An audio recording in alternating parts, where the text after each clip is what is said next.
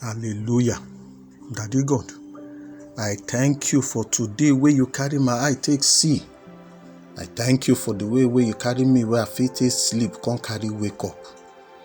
Today, I thank you, self, for all the better thing where you don't carry summer me to enjoy today.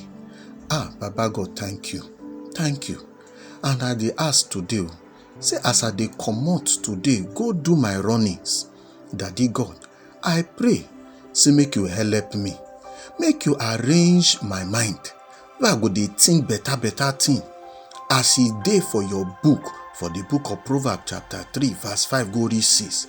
Make my way clear. Make you arrange my waka.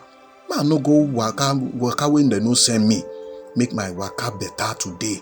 Daddy, today, I dey say make you help me. Make you give me your sense. Make you feel am for my body.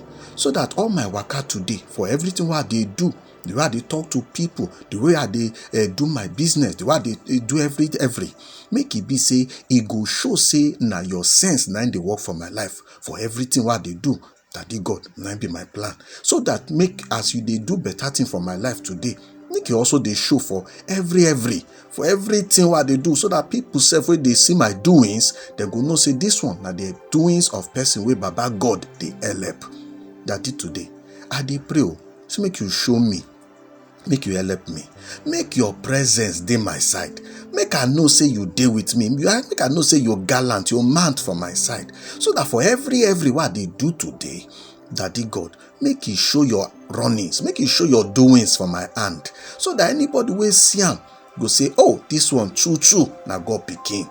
So that every what I go do today, Daddy, make it bring you joy, make your heart jolly, make it give you jolliment for your heart. In Jesus' name, I don't carry pray.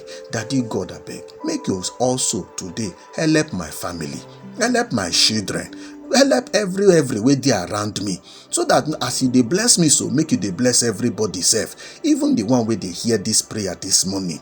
In Jesus' name, I don't carry pray. Amen.